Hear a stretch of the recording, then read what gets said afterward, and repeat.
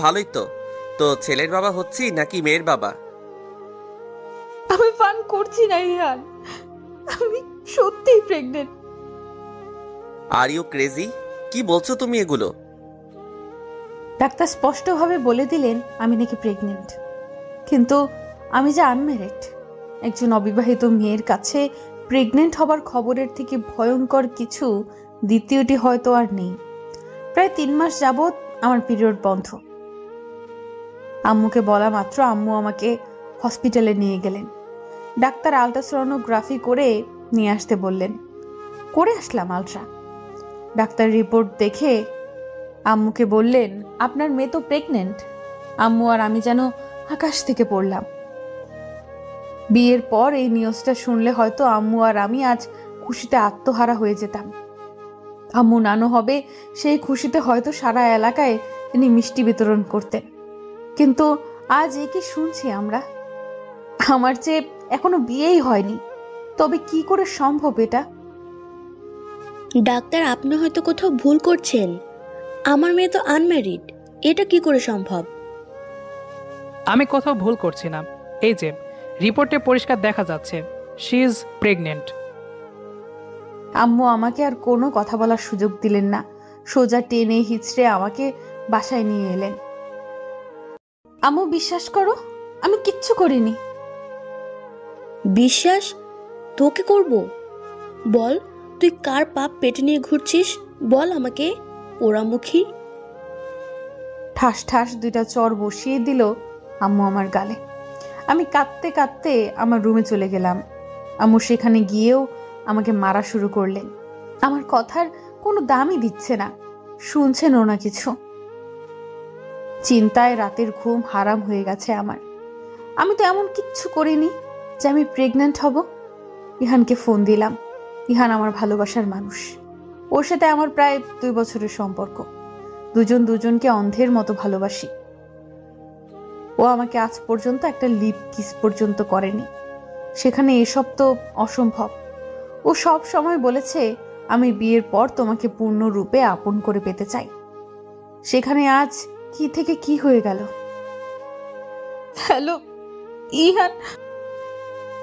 হ্যাঁ জান, বলো কি করছো, কেমন আছো? আমি কেঁদে দিলাম। তুমি কাঁদছো কেন আদ্রিজা? কি হয়েছে আমাকে বলো। আমি প্রেগনেন্ট। ভালোই তো। তো ছেলের বাবা হচ্ছি নাকি মেয়ের বাবা? আমি ফান করছি না ইহান, আমি সত্যিই প্রেগনেন্ট। Are you crazy? কি বলছো তুমি এগুলো? হ্যাঁ ইহান, তুমি ঠিকই শুনছো। আমি প্রেগনেন্ট, আর সেটা আজই জানতে পারলাম। আমি আজ পর্যন্ত তোমার হাতটা ধরা ছাড়া আর কিচ্ছুটি করিনি, সেখানে তুমি প্রেগনেন্ট, এটা আমি মানবো কি করে? কিচ্ছু জানি না ইহান, আমি কিচ্ছু জানি না। শুধু জানি আমি প্রেগনেন্ট। এই বলে আমি কান্না করতে লাগলাম। ইহানও কাঁদতে লাগলো। কে এই বাচ্চার বাবা আদ্রিজা? আমি জানি না ইহান, আমি কিছুই জানি না। বিশ্বাস করো, আমি এমন কিচ্ছু করিনি। তাহলে কি তুমি বলতে চাইছো অলৌকিকভাবে বাচ্চাটা তোমার পেটে এসেছে? ইহান প্লিজ, আম্মু আমাকে বিশ্বাস করছে না, আর সেখানে তুমি আর কি। রাখছি আমি, ভালো থেকো। আমি ফোনটা কেটে দিলাম। ইহান আর দ্বিতীয়বার আমাকে ফোন দেয়নি। হয়তো কান্না জুড়ে দিয়েছে, হয়তো বুকটা ফেটে যাচ্ছে ওর। কিন্তু আমি তো ওর সাথে বিশ্বাসঘাতকতা করিনি আমি ওর সাথে প্রতারণা। কিন্তু এই বাচ্চা কি করে এলো তাহলে আমার পেটে? ভাবতে ভাবতে হঠাৎ মনে হলো আমি যে কয়েক মাস আগে একটা অ্যাক্সিডেন্টে আমার স্মৃতিশক্তি হারিয়ে ফেলেছিলাম, তবে কি তখন কেউ আমাকে আমার দুর্বলতার সুযোগ নিয়ে? কিছুই বুঝে উঠতে পারছি না আমি। কয়েক মাস আগে আমি একদিন বান্ধবীদের সাথে পিকনিকে যাচ্ছিলাম। হঠাৎই আমাদের বাসটা অ্যাক্সিডেন্ট করে এবং নদীতে পড়ে যায়। এরপর কি হয় আমার আর মনে নেই। যদি কিছু হয়ে থাকে তাহলে এর মধ্যেই হয়েছে, নয়তো আমার জ্ঞান থাকা অবস্থায় আমার সাথে কোনো দুর্ঘটনা ঘটেনি। আমার স্মৃতিশক্তি হারানোর পর কি হয় তার উত্তর শুধু আম্মুই দিতে পারবে। কিন্তু আম্মু তো আমাকে ভুল বুঝে রেগে আছে। করব এখন কিছুই মাথায় আসছে না। বাবা মায়ের একমাত্র সন্তান আমি। বাবা মা কোনো দিন কোনো কিছুর অভাব আমাকে বুঝতে দেননি। দুজনেরই চোখের মনি আমি। আব্বু প্রবাসী, বাসায় শুধু আমি আর আম্মু থাকি। আম্মু আমার বেস্ট ফ্রেন্ড। আম্মু আমাকে খুব বিশ্বাস করে। কিন্তু আজ যে কি হলো কিছুই বুঝলাম না। আজ কেন এমন অসময়ে সে তার মেয়েকে বিশ্বাস করছে না, সাপোর্ট দিচ্ছে না। রাতটা কেটে গেল চোখের জলে বালিশ ভিজিয়ে। ইহান একটা বারের জন্য আর ফোন দেয়নি। এই বুঝি ভালোবাসা? একটা বার অন্তত ফোন দিয়ে সান্ত্বনা তো দিতে পারত। কি থেকে কি হলো আমার সাথে মিলে উদ্ঘাটন তো করতে পারতো। তা না করে আমাকে একা পথে ছেড়ে দিল। কেউ আমাকে আর ভালোবাসে না। আমি সবার চোখের কাঁটা হয়ে গেলাম, সবার চোখে ঘৃণার পাত্রী হয়ে গেলাম। সকাল হতেই আম্মুর কাছে গেলাম। আম্মু রুটি বানাচ্ছে। আমি পেছন থেকে গিয়ে আম্মুকে জড়িয়ে ধরলাম। আম্মু আমার স্পর্শ পেয়ে নিজের চোখের জল মোছার বৃথা চেষ্টা করছে। তুমি আমাকে বিশ্বাস করো না আম্মু? আম্মু হাউমাউ করে কেঁদে দিয়ে বলল, খুব করি, কিন্তু কথাটা কিচ্ছুতেই মানতে পারছি না। বলতো সোনামা, আমার কি থেকে কি হলো? আম্মু ট্রাস্ট মি, আমার জ্ঞান থাকা অবস্থায় আমার সাথে এমন কোনো ঘটনা ঘটেনি। কিন্তু কিন্তু কি? কিন্তু আমার স্মৃতিশক্তি হারানোর পর কি হয়েছে, কি ঘটেছে কিছুই মনে নেই আমার। প্লিজ আম্মু, আমাকে সব খুলে বলো তো, কি কি হয়েছিল তখন আমার সাথে? মাস কয়েক আগে তুই তোর বান্ধবীদের সাথে পিকনিকে যাচ্ছিলি। নিষেধ করেছিলাম, তবুও সেদিন শুনিসনি আমার কথা। তারপর আর কি, গন্তব্যের কাছাকাছি গিয়ে তোদের বাসটা অ্যাক্সিডেন্ট করে আর নদীতে পড়ে যায়। ওই বাসের অনেকেই মারা যায়, আর যারা আহত হয় তাদের ওখানকার হসপিটালে ভর্তি করা হয়। কিন্তু 3 জনকে খুঁজে পাওয়া যায় না, তাদের মধ্যে তুই একজন। কথাগুলো বলছে আর আম্মু কাঁদছে। অনেক খুঁজেও তোদের পাওয়া গেল না। অসুস্থ রোগীরা সুস্থ হয়ে বাড়ি ফিরে আসে, কিন্তু আমার মেয়ে তো আর আসে না। আমি পাগলের মতো হয়ে যাই। একমাত্র সন্তান তুই আমার, অপেক্ষার প্রহর গুনি। তুই একদিন আমার বুকে ঠিকই ফিরে আসবি। তোর আব্বুও অসুস্থ হয়ে পড়ে তোর অ্যাক্সিডেন্টের খবর শুনে, আর আমাকে সান্ত্বনা দিতে দেশে চলে আসে। আমরা দুজন প্রায় গিয়েই ওই অ্যাক্সিডেন্টের জায়গাটায় গিয়ে দাঁড়িয়ে থাকি, যদি তোকে পাই। অনেকেই বলে নিখোঁজ 3 জন বোধহয় মারাই গেছে, কিন্তু আমার মন মানে না। আমি বিশ্বাস করি আমার মেয়ে বেঁচে আছে, আর একদিন আমার কাছে ছুটে আসবেই। নিখোঁজ 3 জনের মধ্যে একজনের লাশ পাওয়া যায়, আর বাকি থাকে 2 জন। অনেকদিন পর একজন বাসায় ফিরে আসে। আমি অপেক্ষায় থাকি তুইও ফিরে আসবি। কেটে যায় অনেকগুলো দিন। তুইও হঠাৎ একদিন চলে আসিস বাসায়। আমি আর তোর বাবা যেন দেহে প্রাণ ফিরে পাই। কিন্তু মাঝের দিনগুলো আমি কই ছিলাম? তা আমিও জানি না রে মা। তোকে বারবার জিজ্ঞেস করার পরও তুই বলতে পারিসনি, মনে করতে পারিসনি। তাই আমরা আর জোরও করিনি। আমরা আমাদের মেয়েকে খুঁজে পেয়েছি, এটাই আমাদের কাছে অনেক। কিন্তু আম্মু, এখন তো মাঝখানে মনে না থাকা দিনগুলোই আমার জীবনে এমন একটা ক্ষতি করে দিল। মানে ডাক্তারের রিপোর্ট যদি সত্যি হয়, তাহলে আমার সাথে যা ঘটে তা ওই মনে না পড়ার দিনগুলোর মাঝেই ঘটেছে। আর তাই আমার স্মৃতি ফেরার পর আমি আর এখন কিছু মনে করতে পারছি না। তাহলে এই বাচ্চা ইহানের না? না আম্মু, ওর সাথে আমার এমন কিছুই হয়নি। আচ্ছা, যা হবার হয়ে গেছে। তোর তো কোনো দোষ নেই, কারণ তোর কিছু মনে ছিল না তখন। তুই স্মৃতিশক্তি হারিয়ে ফেলেছিলি, আর এখন যখন আবার আগের স্মৃতিশক্তি ফিরে পেয়েছিস, এখন তো আবার মাঝের কথাগুলো মনে নেই। তাই তুই নিষ্পাপ। আর তোর এই বাচ্চার কথা ইহানকে বলা লাগবে না। আমরা আজই গিয়ে ডাক্তারকে বলে বাচ্চাটাকে নষ্ট করে আসবো। তারপর ইহানের সাথে আমি খুব জলদি তোর বিয়ে দিয়ে দিব। যা, তুই ফ্রেশ হয়ে আয়, আমি নাস্তা দিচ্ছি। আমি ফ্রেশ হতে চলে গেলাম। মুখে পানির ঝাপটা দিতে দিতে ভাবতে লাগলাম, ইহানকে তো আমি সব বলে দিয়েছি, ইহান কি আমাকে এখন গ্রহণ করবে? আমি হাত ধোয়া মুখেই আমার রুমে গিয়ে মোবাইলটা হাতে নিয়ে ইহানকে ফোন দিলাম।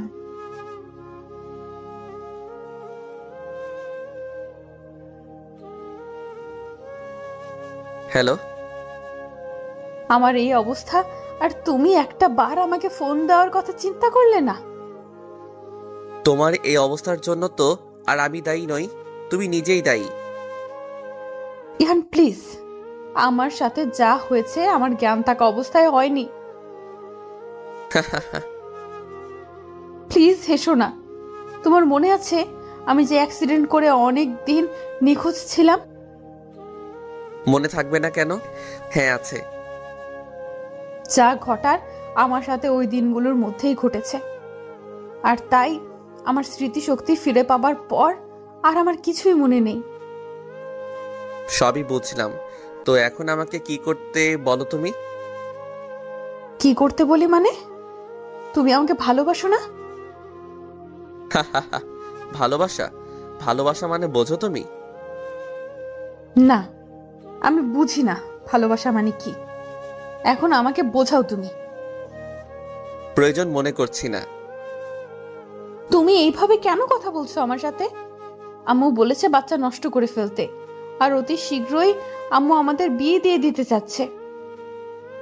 বিয়ে? হ্যাঁ বিয়ে। কেন তুমি আমায় ভালোবাসো না? তুমি আমায় বিয়ে করবে না? যার পাপ পেটে বহন করছো তাকে গিয়ে বিয়ে করে নাও, আর কখনো আমাকে ফোন দিবে না। ইহান প্লিজ, এ কথা বলো না। আমি তোমাকে ভালোবাসি। আর আমি বাসতাম, এখন আর বাসি না। So please don't disturb me. এই তোমার ভালোবাসা? হ্যাঁ, এই আমার ভালোবাসা। Please don't call me. কোনোদিন আমি যেন তোমাকে আমার সামনেও না দেখি। তুমি তোমার পথ দেখো আর আমি আমার পথ। Good bye. আমি কাঁদতে কাঁদতে ফোনটা দেওয়ালে ছুঁড়ে মারলাম। আম্মু দৌড়ে এসে আমাকে জড়িয়ে ধরলো, আর আমি ফ্লোরে বসে হাউমাউ করে কাঁদতে কাঁদতে বলতে লাগলাম, কে এই বাচ্চার বাবা? কে আমার সরলতার সুযোগ নিয়ে আমার এত বড় ক্ষতি করলো? মা বলো না মা, কে করলো আমার এত বড় সর্বনাশ? আম্মু আমাকে জড়িয়ে ধরে কাঁদতে লাগলো। কি হয়েছে রে মা? তুই এভাবে কেন কাঁদছিস? কেন বলেছিস ওকে এগুলো? আমি চাই না ওকে ঠকাতে আম্মু, তাই সত্যটা বলে দিয়েছি। আর আমি চাই না একটা মিথ্যে দিয়ে আমাদের জীবনটা শুরু হোক, কিন্তু এখন দেখছি জীবনটা শুরু হবার আগেই শেষ হয়ে গেল। কাঁদিস না মা আমার, সবকিছু ঠিক হয়ে যাবে। আম্মু আমাকে বোঝাতে লাগলেন, আয় নাস্তা করবি, চল নাস্তা করে আমরা হসপিটালে গিয়ে একটা ব্যবস্থা করে ফেলবো। আজ না আম্মু, শরীরটা ভালো লাগছে না, আজ কোথাও যাব না আমি। তুমি যাও এখান থেকে, আমাকে একটু একা থাকতে দাও। সেদিনের মতো দিনটা কেঁদে কেঁদেই কেটে যায়। রাতে কাঁদতে কাঁদতে ঘুমিয়ে পড়তেই স্বপ্নে দেখে একটা ছোট্ট বাচ্চা আমার ওড়না ধরে কাঁদছে। আমাকে মেরো না আম্মু, আমাকে মেরো না। আমার কি দোষ বলো? আমি তোমার কোলে আসতে চাই। আমাকে একটু কোলে নাও না আম্মু, নাও না একটু আমাকে কোলে। চল উঠে ফ্রেশ হয়ে খেয়ে নে, তারপর হসপিটালে যাব। আমি যাব না আম্মু হসপিটালে। কেন যাবি না? আমি কিছু করব না। মানে কি? মানে হলো আমি বাচ্চাকে জন্ম দেব। কি বলছিস তুই এগুলো? তুই কি বলছিস ভেবে বলছিস তো? হ্যাঁ। তুই জানিস না কে এই সন্তানের বাবা, আর যে তোর দুর্বলতার সুযোগ নিয়ে এত বড় ক্ষতি করেছে, তার বাচ্চা তুই জন্ম দিবি? মাথা ঠিক আছে তোর? আমার মাথা ঠিকই আছে মা। যে বাচ্চার জন্য আজ আমি অবহেলিত, সেই বাচ্চাকে আমি দুনিয়ার আলো দেখাবো, মানুষের মতো মানুষ করে তুলবো। কারণ ওর তো কোনো দোষ নেই, ও তো নিষ্পাপ। ওকে কেন শাস্তি দেব আমি? দেখ, জীবনটা তো সোজা না। তুই যতটা সোজা ভাবছিস, সমাজে আমরা মুখ দেখাবো কি করে? একটাবার ভেবে দেখেছিস লোকে কি বলবে? একজন কুমারী মেয়ে বাচ্চা প্রসব করেছে, তুই এক্ষুনি চল আমার সাথে। আমি এই বাচ্চা তোকে রাখতে দিব না। আমার তো সবই হারিয়ে গেল মা, হারানোর মতো কিছুই আর নেই যে আমার। তুমি চাইলে আমি অনেক দূরে চলে যাব, তবু এই বাচ্চা আমি নষ্ট করব না। আর তুমি যদি এই বাচ্চাকে নষ্ট করতে বলো, তাহলে আমি এই বাড়ি ছেড়ে পালিয়ে যাব, আর কোনো দিন তোমরা আমায় খুঁজে পাবে না। আম্মু আব্বুকে ফোন করে সব জানাই। আব্বু আমাকে খুব বোঝায় বাচ্চাটাকে নষ্ট করে ফেলার জন্য, কিন্তু আমি যে এই বাচ্চা নষ্ট করব না। আম্মু আব্বু বলেন তাহলে যেন বিয়ে করে নেই। আমি তাতেও না করে দিলাম। কিছুদিন পর হঠাৎ একদিন ইহান আমাকে ফোন দিয়ে বলে ও আমাকে মিস করছে। আমার জন্য নাকি ওর খুব খারাপ লাগে। আচ্ছা, আমরা কি বন্ধ হয়ে থাকতে পারি না সারা জীবন? না, পারি না। প্লিজ এতটা পাষাণ হইও না, বন্ধ হয়ে থাকি আমরা। আমি ফোনটা রেখে দিই। কষ্টে বুকটা যেন ভেঙে যাচ্ছে, কিন্তু ইহানকে একটুও বুঝতে দিইনি। এর মাঝে আমি আর বাসার বাইরে বের হইনি। আজ আম্মু এসে আমাকে বলছে, চল আজকে তোকে নিয়ে ডাক্তারের কাছে যাব, চেক আপ করা দরকার। চলো। আমি আর আম্মু রিক্সা করে হসপিটালে যাচ্ছি। হঠাৎ করে কোত্থেকে যেন একটা ছেলে চিল্লিয়ে চিল্লিয়ে ডাকছে, অপরিচিতা, এই অপরিচিতা, অপরিচিতা। আমি আর আম্মু আর তাকাইনি, রিক্সাও থামাইনি। কোনো পাগল এই ভেবে চিল্লাচ্ছে কে জানে। অপরিচিতা আবার কারো নাম হয় নাকি? কি জানি, হতেও পারে কারো নাম, যাকে ছেলেটা এভাবে ডাকছে। আমরা রিক্সায় করে হসপিটালে চলে আসলাম। ফোন করে সিরিয়াল লিখিয়ে রেখেছিলাম বলে আসার সাথে সাথেই ডাক্তার দেখাতে পারলাম। ডাক্তার বললেন, বাচ্চা সুস্থ আছে, কোনো রকম সমস্যা নেই। মেয়েকে কি সেই পাত্রের সাথে বিয়ে দিচ্ছেন যে এই অবস্থা করেছে ওর? না মানে আসলে থাক, কিছু বলতে হবে না, যত দ্রুত পারেন বিয়ে দিয়ে দিন মেয়েকে। আম্মু আস্তে করে বলল। বাইরে বেরোতেই আমি আর আম্মু চমকে যাই প্রতিবেশী কাকিকে দেখে। আর তখন তো আরো ঘাবড়ে যাই যখন দেখি আমাদের প্রতিবেশী কাকিটা শুনে নিয়েছে যে আমি প্রেগনেন্ট। ভাবি, আদ্রিজা প্রেগনেন্ট? এত বড় একটা কথা আপনারা গোপন করেছেন? ছি, লজ্জা নেই তোমার? বিয়ের আগে প্রেগনেন্ট কিভাবে হলে? কার পাপ পেটে ধরেছো? Just shut up. ও কোনো পাপ পেটে ধরেনি, ও আমাদের দুইজনের সন্তানকে পেটে ধারণ করেছে, আর ওই সন্তানের বাবা আমি। আমি আর আম্মু কথাগুলো শুনে আটকে উঠলাম। আমি আর আম্মু যেন দ্বিতীয়বারের মতো বড় রকমের এক ধাক্কা খেলাম। চলো এখান থেকে, এখানে আর এক মুহূর্তও নয়। ছেলেটা আমাকে আর আম্মুকে হাত টেনে ধরে নিয়ে গেল বাইরে। আজব তো, কে আপনি? এইভাবে আমাদের টেনে নিয়ে আসলেন কেন? বলছি আগে তোমার বাসায় চলো। এই ছেলে, তোমাকে আমরা বাসায় কেন নিয়ে যাব? মা, এখানে এসব কথা বলাটা ঠিক হবে না, তাই আমি বাসায় যেতে চাচ্ছি। অদ্ভুত তো, আপনি আমার মাকে মা ডাকছেন কেন? আর কে আপনি? আপনাকে আমরা বাসায় নিতে পারবো না, যা বলার আপনি এখানেই বলুন। ছেলেটা আমাকে আর আম্মুকে টেনে একটা সেফ জায়গায় নিল। এবার শুনুন তাহলে আমি কে। আমি রিনান চৌধুরী, অপরিচিতার হাজবেন্ড, আপনার মেয়ের বিয়ে করা বর। মানে কি বলছো তুমি এগুলো? এই যে মিস্টার, মাথা ঠিক আছে তো আপনার? আর অপরিচিতা কে? হ্যাঁ, আর আপনি আম্মুকে এ কথা বলছেন কেন যে আপনি আম্মুর মেয়ের জামাই? কে আপনি? এক মিনিট আদ্রিজা, আমাকে কিছু বলতে দে। আম্মু, আমি যা বলছি সত্য বলছি। আমি ওর হাজবেন্ড, আর ওর যদি সত্যি সত্যি বাচ্চা পেটে থেকে থাকে তাহলে ওর সেই সন্তানের বাবা আমি, আর ওই সন্তান আমাদের বৈধ সন্তান। আমি সবকিছু শুনতে চাই বাবা, তুমি আমাকে সবকিছু খুলে বলো। আর ওই সন্তান আমাদের বৈধ সন্তান। বলছি মা, অনেকদিন আগে একটা অ্যাক্সিডেন্টের সময় ওকে আমি উদ্ধার করি, তখন যে যেইভাবেই পারে এক একজনকে উদ্ধার করে। আমিও সেদিন ওকে উদ্ধার করি। ও অজ্ঞান অবস্থায় পড়েছিল, মাথায় হালকা চোট লেগেছিল। আমি ভাবছিলাম ওকে বাসায় নিয়ে গিয়ে কপালে ব্যান্ডেজ করে পানি ছিটা দেই, তাহলেই ও ঠিক হয়ে যাবে। কারণ ঘটনাস্থান থেকে হসপিটাল ছিল অনেকটা দূরে আর আমার বাসা ছিল তার কাছেই। তাই আমি কোলে করে বাসায় নিয়ে যাই ওকে। বাসায় নেওয়ার পর আমি মাথায় ব্যান্ডেজ করে দেই। আমার মা হাত পা ম্যাসেজ করে দেন, মুখে পানি ছেটা দেন। এরপর কিছুক্ষণ অপেক্ষা করি জ্ঞান ফিরে কিনা দেখতে। কিছুক্ষণ অপেক্ষা করার পর দেখি ওর জ্ঞান ফিরে। আমার মা ওকে বলে, তুমি কোনো চিন্তা করো না, তুমি ঠিক আছো, সামান্য মাথায় একটু ব্যথা পেয়েছো, ঠিক হয়ে যাবে।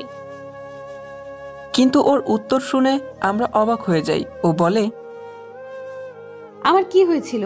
আমি কে? আপনারা কে? কিভাবে ব্যথা পেলাম? কিছু বলতে পারে না ও, মানে কে ও, কোথায় বাসা, কিছুই বলতে পারে না। মা বললেন, তুই একটা ডাক্তার ডেকে নিয়ে আয়। আমি ডক্টর ডেকে নিয়ে আসলাম। ডক্টর ওকে দেখে বললেন, উনি মাথায় আঘাত পাওয়াতে স্মৃতিশক্তি হারিয়ে ফেলেছেন। বাইরে থেকে আঘাতটা ছোট মনে হলেও মাথার ভেতরে আঘাতটা ভালোই লেগেছে, সে কারণে তিনি তার অতীত ভুলে গেছেন। আপাতত আপনারা কোনো রকম জোর করবেন না তাকে কোনো কিছু জানার জন্য। কিছুদিন দেখেন কি হয়, তারপর আমাকে জানাবেন। আমরা আচ্ছা বলে ডক্টরকে বিদায় জানালাম। রিনান, এখন কি হবে? মেয়েটাকে তো আমরা চিনি না, এখানে তো রাখতেও পারবো না। তাছাড়া দেখে তো আমাদের এইখানকার মনে হচ্ছে না। তাহলে কি ঘটনাস্থলে গিয়ে দেখব কেউ ওকে চেনে কিনা? যা বাবা, তাই গিয়ে দেখ।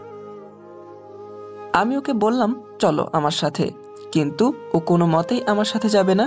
ওকে রাজি করাতে করাতে ব্যর্থ হয়ে যাই আমি। তারপর আমি একাই চলে গেলাম ওখানে। গিয়ে দেখি বাসের মানুষজন কেউ নেই। কয়েকজনকে জিজ্ঞাসা করলাম গাড়িটা কোথা থেকে এসেছে। সবাই আপনাদের থানার নাম বলল। বাসায় ফিরে এসে মাকে সবটা বললাম। মা বললেন, এখন যেহেতু ও অসুস্থ, ও কিছুটা সুস্থ হোক, তারপর না হয় ওর ঠিকানা খোঁজা যাবে। এখন ওর নাম তো জানি না আমরা, ডাকবো কি নামে? তাই আমি ওর নাম দিলাম অপরিচিতা। আশেপাশের মানুষজন ওকে এসে দেখতে শুরু করলো। ও কারোর সাথে কোনো কথা বলে না। আমার মা ওকে গোসল করায়, খাইয়ে দেয়, চুল বেঁধে দেয়। ও নিশ্চুপ হয়ে বসে থাকে। কিছুদিন পর ও হঠাৎ একদিন আমার কাছে এসে বলল, আমাকে নিয়ে একটু ঘুরতে যাবেন? এভাবে সারা দিন রাত ঘরে বসে থাকতে ভালো লাগে না। আমি তো অবাক, ও আমার সাথে কথা বলছে। মা বলল, যা, নিয়ে যা, ঘুরে আয়। আমি ওকে সাথে নিয়ে ঘুরতে বের হলাম। মা ওকে একটা শাড়ি বের করে পরিয়ে দিলেন। অদ্ভুত সুন্দর লাগতেছিল ওকে। সারা দিন ঘোরাঘুরি করি, কিন্তু ও কোনো কথাই বলে না। বাসায় ফিরে আমার মাকে আর আমাকে অবাক করে দিয়ে জিজ্ঞাসা করে, আচ্ছা, আমি আপনাদের কি হই? আপনার ছেলে আমার কি হয়? তুমি আমাদের না, মানে তুমি আমার বোনের মেয়ে আর আমি তোমার খালা। একটা অ্যাক্সিডেন্টে তোমার স্মৃতি শক্তি হারিয়ে গেছে। আর আমার বাবা মা? তোমার বাবা মা? মা চলো তো, খুব ক্ষুধা লেগেছে, খেতে দিবে। অপরিচিতা ভেবে নাই একটা অ্যাক্সিডেন্টে ওর বাবা মা হয়তো মারা গেছে, আর এটা আমরা ওকে জানাতে চাই না। দেখতে দেখতে অনেকগুলো দিন কেটে যায়। অপরিচিতা প্রায় এসে আমার রুমে বসে থাকে। আমাকে বলে, আমাকে গান শোনাবেন, গল্প শোনাবেন? আমার তো অতীতের কিছু মনে নেই, কিছুই মনে করতে পারছি না, তাই বর্তমানটাকে নিয়েই একটু ভালো থাকতে চাই। আমি ওকে গান শোনাই, গল্প শোনাই। ধীরে ধীরে আমাদের মাঝে খুব ভালো একটা সম্পর্ক তৈরি হয়, একদম বন্ধুত্ব সুলভ। একদিন ঘুমিয়ে আছি, রাত প্রায় 3টা। অপরিচিতা আমার রুমে আসে, আর এসেই আমার মাথার কাছে এসে বসে ল্যাপটপ জ্বালাই। আমিও চমকে গিয়ে যেই না চিৎকার দিয়ে উঠবো, তখন ওই আমার অপরিচিতা আমার মুখ আটকে ধরে। শ্শ্, চিল্লাতে বলেছি? এত ভীতু আপনি? আমার খুব চাঁদ দেখতে ইচ্ছে করছে, তাই আসলাম আপনাকে ডাকতে। একা একা ছাদে যাব কি করে? ভয় লাগবে যে। অপরিচিতা তারপর আমার মুখ থেকে হাত সরিয়ে বলে, ধীরে ধীরে কথা বলবেন কেমন? এত রাতে কেউ চাঁদ দেখে নাকি? মাথা খারাপ হয়েছে তোমার? যাবেন নাকি আমি একাই যাব? কোন পাগলের পাল্লায় যে পড়লাম আমি! অপরিচিতা একাই চলে যাচ্ছিল ছাদে, তাই আমিও পেছন পেছন গেলাম। দেখুন দেখুন কি সুন্দর চাঁদ। সুন্দর, তবে তোমার থেকে কম। অপরিচিতা লজ্জা পেল। একা একা যেই ছাদে চলে আসলে, যদি আমি না আসতাম। আমি জানি আপনি আসবেন, তাই তো এসেছি। হয়েছে এবার চাঁদ দেখা? তাহলে এখন কি আমরা যেতে পারি? উফ, আপনি না একটুও রোমান্টিক না, চলুন। আমি অপরিচিতাকে নিয়ে চলে আসি। ধীরে ধীরে অপরিচিতাকে আমার ভালো লাগতে শুরু করে। একসময় ওকে আমি ভালোবেসে ফেলি। একদিন বাইরে খুব বৃষ্টি হচ্ছিল। আমি জানালা দিয়ে বাইরে তাকিয়ে বৃষ্টি দেখছিলাম, আর তখন ও আমার হাত ধরে টেনে বাইরে নিয়ে যায়। কি হচ্ছে এইসব? উফ, আপনি যে কি! বৃষ্টি ঘরে বসে দেখার জিনিস? বৃষ্টি হচ্ছে ছুঁয়ে দেখার জিনিস, অনুভব করার জিনিস, ভালোবাসার জিনিস। আমার যে ভালোবাসার জিনিস মাত্র একটাই। কি সেটা? তুমি। অপরিচিতা লজ্জা ভরা নয়নে বলে। আচ্ছা পাগল তো আপনি, ভালোবাসার কথাটাও ভালোভাবে প্রকাশ করতে পারেন না। আমি সাথে সাথে হাঁটু গেড়ে ওর সামনে বসে পড়লাম। অপরিচিতা, আমি তোমার সাথে শুধু আজ না, এই জীবনে যতবার বৃষ্টি হবে ঠিক ততবার তোমার হাত ধরে সেই বৃষ্টিতে ভিজতে চাই। ভিজবে আমার সাথে? ধরবে আমার হাত? অপরিচিতা দৌড়ে রুমে চলে আসে। আমি পিছু পিছু যেতেই মামার সামনে পড়ে। অপরিচিতা ভেতরে চলে যাই, আর আমিও মাথা চুলকাতে চুলকাতে ভেতরে চলে আসি। কিছুদিনের মধ্যেই আশেপাশে বলা বলি শুরু হয়। নানান কথা তখন মানুষের মুখে মুখে। আমরা ডক্টরের সাথে যোগাযোগ করলাম, কবে অপরিচিতা স্মৃতিশক্তি ফিরে পাবে। ডক্টর বললেন, সেটা আমাদের জানা নেই। হতে পারে 1 সপ্তাহ পর, কিংবা 1 বছর পর, নয়তো 10 বছর। ডক্টরের কথা শুনে কি করব বুঝে উঠতে পারছিলাম না আমরা। একে তো ওর স্মৃতিশক্তি নেই, তার উপর মানুষের মুখ ভর্তি কটু কথা। একদিন অপরিচিতা আমার মায়ের কাছে গিয়ে বলল, খালামুনি, আমি চাই না মানুষ আমার জন্য আপনাদের সবাইকে খারাপ বলুক, তাই আমি এ বাড়ি ছেড়ে চলে যেতে চাই। আমি অপরিচিতার এই কথা শুনে নিজের মনকে কোনোভাবেই স্থির করতে পারছিলাম না। অপরিচিতা, আমি তোমাকে ভালোবাসি। বিয়ে করবে তুমি আমায়? আমি সবার মুখ বন্ধ করে দিব আজ এবং এই মুহূর্তে। শুধু তুমি একবার বলো তুমি রাজি। কি বলছিস তুই এগুলো? হ্যাঁ মা, আমি ঠিকই বলছি। আমি ওকে ভালোবাসি, আর যে কোনো কিছুর বিনিময়ে আমার ওকেই চাই। কিন্তু তুই তো জানিস ওর স্মৃতি ফিরে পেলে তোকেও ভুলে যাবে, তখন কি হবে? শুধু ওর মাথা গোজার পার্মানেন্ট ঠিকানাটা করে দিব, আর মানুষের মুখটা বন্ধ করে দিব। এছাড়া তো আমার আর কোনো পথ নেই। দেখ তোর যা ভালো মনে হয়। অপরিচিত বিয়েতে রাজি হয়ে যায়, আর কাজী ডেকে আমরা সেই দিন বিয়ে করে নিই। আর এটাই সত্যি, ও আমার বিবাহিত স্ত্রী। তারপর কি হলো? তারপর প্রতিবেশীদের মুখ বন্ধ হলো। আমি আরো বেশি অপরিচিতার প্রতি দুর্বল হতে লাগলাম। অপরিচিতাও আমাকে ভালোবাসতে শুরু করে দিল। দিন কাটতে থাকে ভালোভাবেই, কিন্তু সেদিনটাই আমার জন্য কাল হয়ে দাঁড়ায়, যেদিন আমি ওকে শপিং করতে মার্কেটে নিয়ে যাই। ও শাড়ি পছন্দ করছে, আর আমি ওর জন্য অন্য পাশে ড্রেস চুজ করছিলাম। আর হঠাৎ করেই দেখি ও নেই। আমি সারা মার্কেট তন্ন তন্ন করে খুঁজেও ওকে পাই না। সারা এলাকা খুঁজি, কোথাও নেই ও। এর মাঝে আমি পাগলের মতো হয়ে যাই। সবাই বলে ও স্মৃতিশক্তি ফিরে পেয়েছে আর তাই চলে গেছে। এমন কোনো অলিগলি বাদ রাখিনি যেখানে আমি ওকে না খুঁজেছি। অনেকদিন পর আমার সাথে ওই বাস ড্রাইভারটার সাথে দেখা হয়, যখন আমি এক থানা থেকে অন্য আরেক থানা খুঁজে বেড়াচ্ছিলাম ওকে। যার বাসে করে অপরিচিতা এসেছিল তাকে দেখতে পাই আমি।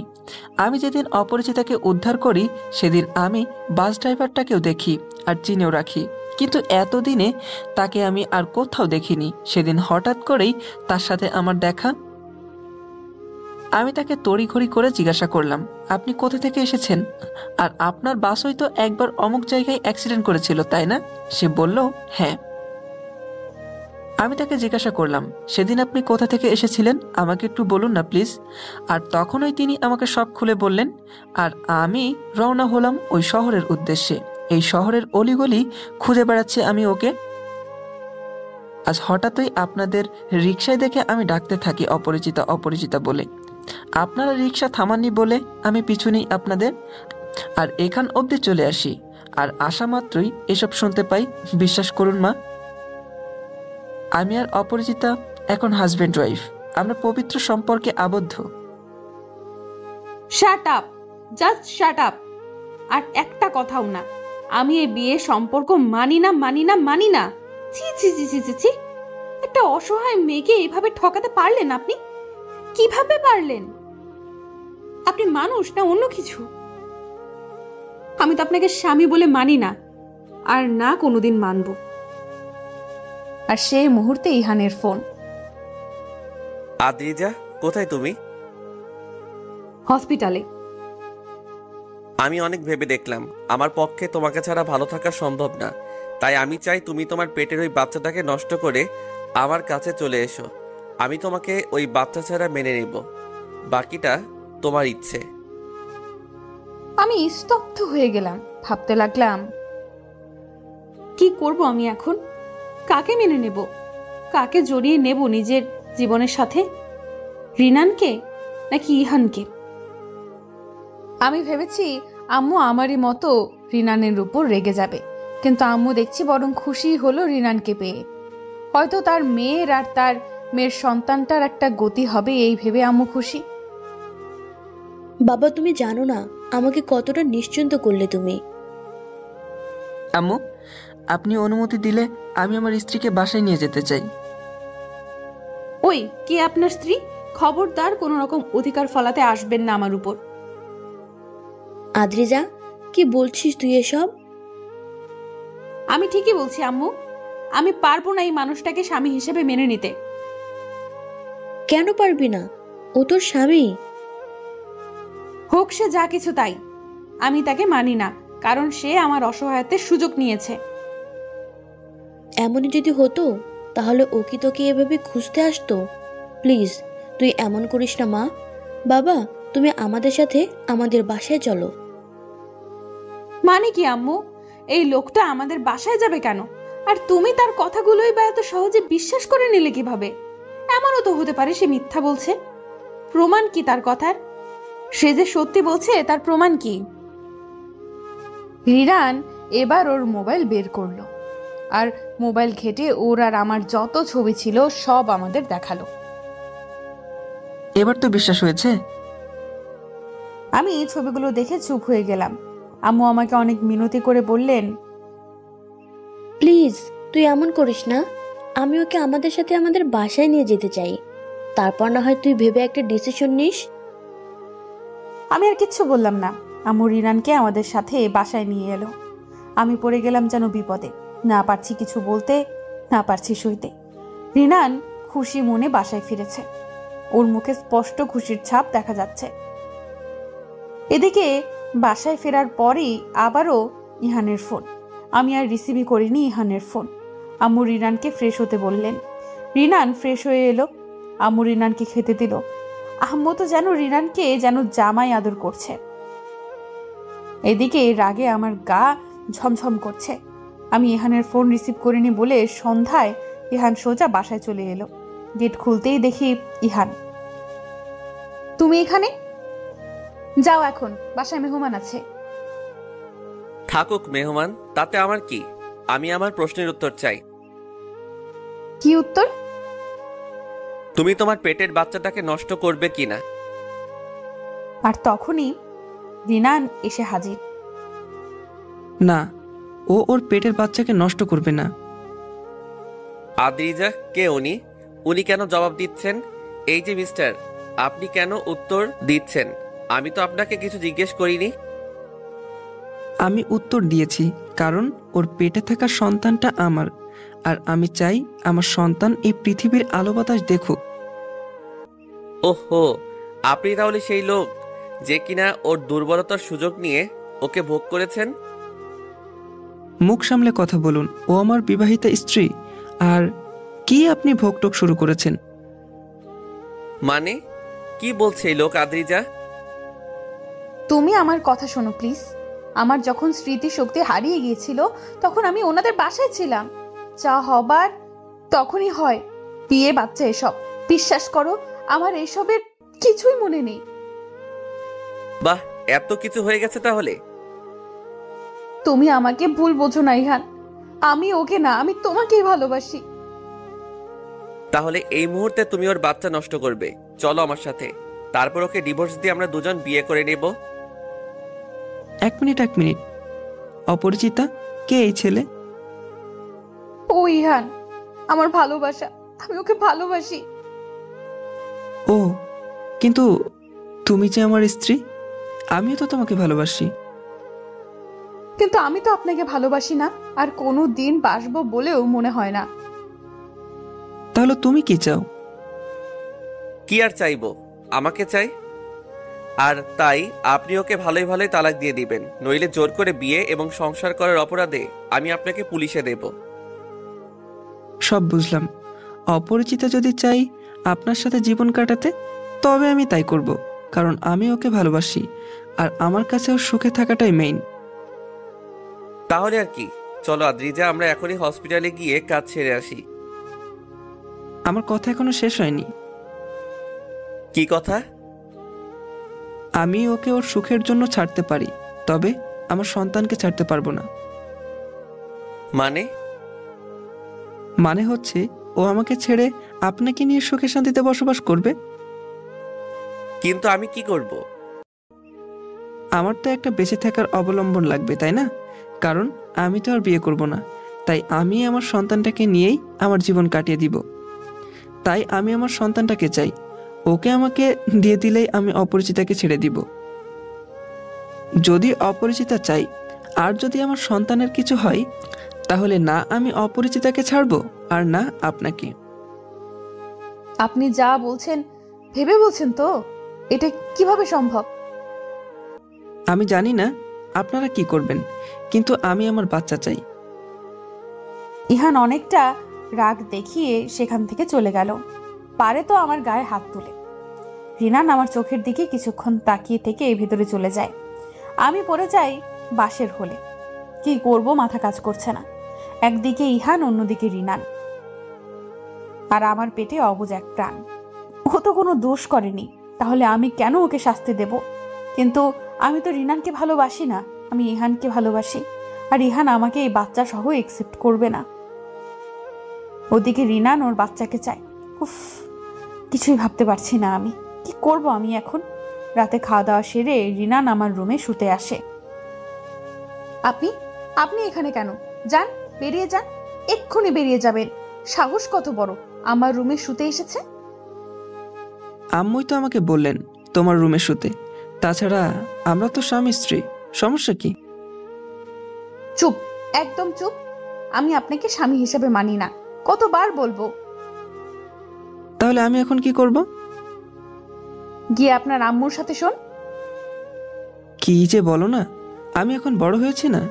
এখন কি আম্মুর সাথে শোয়া যায় বউ ছেড়ে? হোয়াট? আম্মু দেখেন, অপরিচিতা আমাকে রুম থেকে বের করে দিয়েছে। আমি লাফ দিয়ে গিয়ে খপ করে রিনানের মুখ চেপে ধরলাম। ফাজিল ছেলে, এত জোরে চিল্লায়, মানুষ শুনলে কি বলবে? রিনান চুপ করে আমার কথা শুনছে।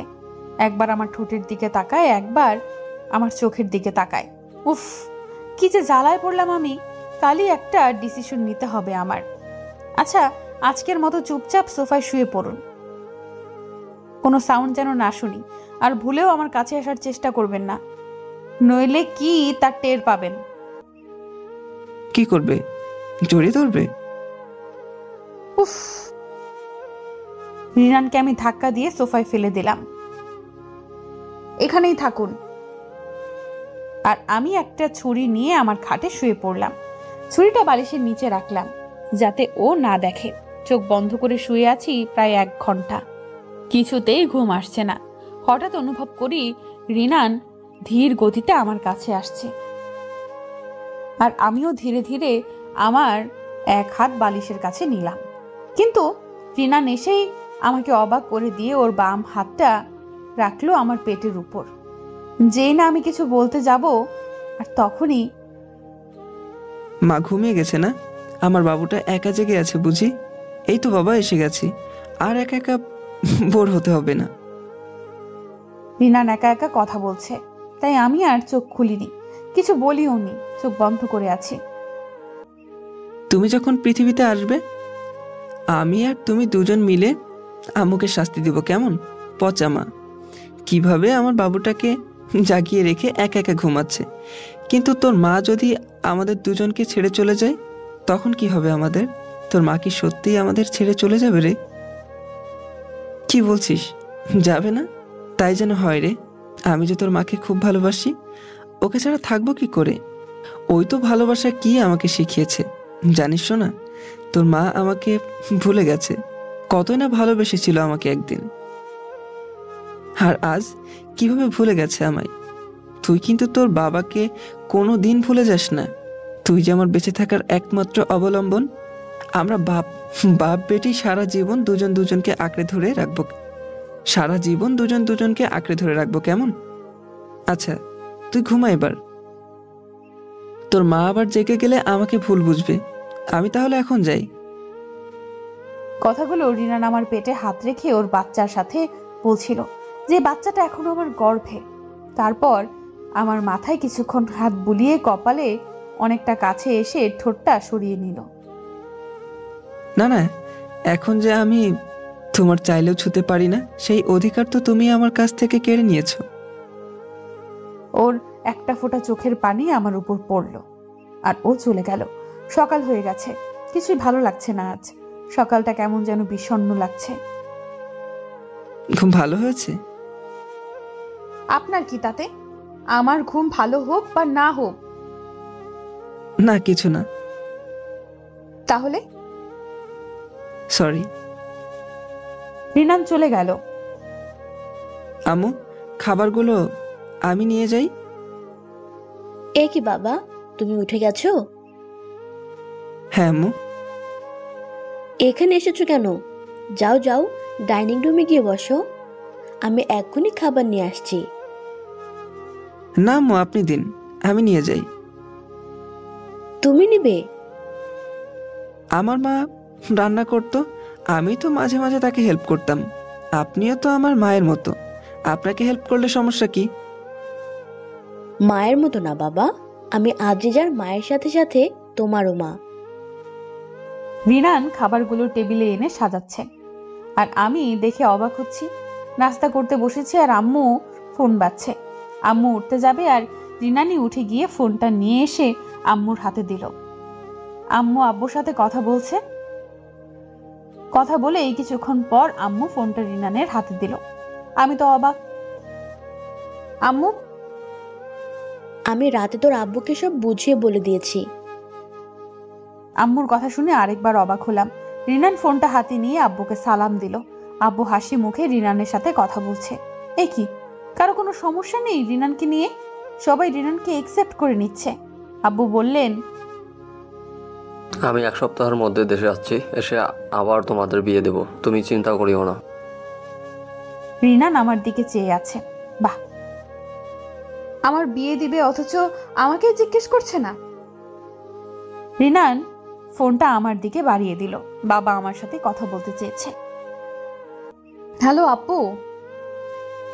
মা, তুই কোনো চিন্তা করিস না, আমি এসে তোদের আবার বিয়ে দিয়ে দেবো, সব দিক আমি ম্যানেজ করে নেব, চিন্তা করিস না একদম। কিন্তু বাবা, আমি রিনান আসলে খুব ভালো ছেলে, নয়তো এভাবে কি তোকে খুঁজতে আসতো, তোর দায়িত্ব নিতে চাইতো? সেখানে তুই ওকে চিনিস না, জানিস না বলে তাড়াতে চাচ্ছিস। সেখানে ও শুধু তোকে ভালোবাসে বলে আর ওর সন্তানকে আপন করে নিবে বলে অসহায়ের মতো পড়ে আছে। অন্য কেউ হলে হয়তো তোকে ত্যাগ করতেও পারতো, অথচ নিজেই সব স্বীকার করে তোকে আপন করে নিতে চাচ্ছে। এ যুগে এমন ছেলে হয় না রে মা। আচ্ছা খেয়ে নে তোরা, আমি রাখছি, ভালো থাকিস। তুমিও ভালো থেকো। আমি আর আব্বুকে কিছু বলতে পারলাম না। নাস্তা করে নিলাম সবাই। আম্মু, আজ যদি আমি আর আপনি মিলে রান্না করি তাহলে কেমন হবে? তুমি রান্না পারো বাবা? হ্যাঁ আম্মু, অনেক রান্না পারি আমি। মাঝে মাঝে বাসায় রান্নাও করি মায়ের জন্য। মাকে রান্না করে খাওয়াই। আচ্ছা বাবা, আমরা দুজনেই আজ রান্না করব। আম্মু আর রিনান কিছুক্ষণ পর রান্নাঘরে চলে গেল। দুজন রান্না বান্নার কাজে লেগে গেছে। দুজনের কত মিল, কত হাসাহাসি। ইস, আমি দূর থেকে শুধু এসব দেখছি। হঠাৎ ইহানের কল। আমি কেন যেন ইহানের কলটা কেটে দিলাম। ইহান কিছুক্ষণ পর রেগে মেগে আমাদের বাসায় চলে আসে। আমি গেট খুলে দিতেই ইহান আমার গলা চেপে ধরে। আমার ফোন কেন কাটলি তুই? খুব সাহস হয়ে গেছে না? ইহান ছাড়ো আমায়, আমি ব্যথা পাচ্ছি। ইহান আমাকে ছাড়ে না। হঠাৎ রিনান এসে ইহানকে টেনে ধাক্কা দিয়ে ফেলে দেয়। তোর এত বড় সাহস, তুই আমাকে ধাক্কা দিলি? ইহান রিনানের কলার টেনে ধরে আর একটা সজোরে থাপ্পড় দেয় রিনানকে। রিনান হাত তুলতে গিয়েও আমার দিকে তাকিয়ে হাতটা নামিয়ে ফেলে, কারণ ইহান আমার ভালোবাসা বলে। এদিকে ইহান কলার ধরে রিনানকে ঝাঁকাতে থাকে আর অকথ্য ভাষায় গালিগালাজ করতে থাকে আর বলতে থাকে, এখন আমি ওকে তোর সামনে নিয়ে হসপিটালে নিয়ে যাব আর তোর বাচ্চাকে মেরে ফেলবো, আর তুই আমার কিচ্ছু করতে পারবি না। আমার আর সহ্য হচ্ছিল না। আমি এবার ইহানকে টেনে নিয়ে ওর গালে একটা কোষের চর বসিয়ে দেই। এত বড় সাহস তোর, তুই আমার স্বামীকে মারিস, তাও আবার আমার সামনে? কি স্বামী? হ্যাঁ স্বামী। আর তুই কিভাবে ভাবলি এক অসভ্যর জন্য আমি আমার সন্তানকে হত্যা করব? আমি আমার আর রিনানের সন্তানকে জন্ম দেব, পৃথিবীর আলো দেখাবো, বুঝলি? আর আজকের পর আমি যেন তোর ছায়াও না দেখি। কিন্তু আদ্রিজা। প্লিজ আমাকে ক্ষমা করবেন। আপনি আমার থেকেও অনেক ভালো মেয়ে ডিজার্ভ করেন। আদ্রিজা, ভুল করছো তুমি। না ভুল আমি এতদিন করেছি, আজ নয়। প্লিজ গো গো গো গো। আমি ফ্লোরে বসে পড়লাম। ইহান চলে গেল। রিনানও ফ্লোরে বসে আমাকে জড়িয়ে ধরে আমার কপালে চুমু খেলো। আমি ওর বুকে মুখ গুজে কাঁদতে লাগলাম। ইটস ওকে পাগলি, it's okay. Sorry Rinan, sorry sorry sorry. আম্মু দেখি দূর থেকে চোখের পানি মুছছে। আব্বু এসে গেছেন কয়েকদিন হয়। আজ আমাদের দ্বিতীয় বিয়ে। পাত্র পাত্রী কিন্তু একই আছে। আশেপাশের লোকজনকে নিমন্ত্রণ করা হয়েছে। রিনানের আত্মীয় স্বজন মাও এসেছেন। সবাই আমাকে পেয়ে খুশি। এদিকে আমার আম্মু আব্বু আত্মীয়রা সবাই খুশি, কিন্তু আমার যে রিনানের আত্মীয় স্বজনদের কাউকেই মনে নেই, এমনকি মাকেও না। তাতে কি, আমি না হয় আবারও সবাইকে আপন করে নেব, সবাইকে নতুন করে আবার ভালোবাসবো, যেভাবে রিনানকে আপন করে নিয়েছি। সম্পূর্ণ গল্পটা কেমন হয়েছে জানাবেন প্লিজ। নতুন গল্প শুনতে আমাদের চ্যানেলটি সাবস্ক্রাইব করে বেল বাটনে ক্লিক করুন।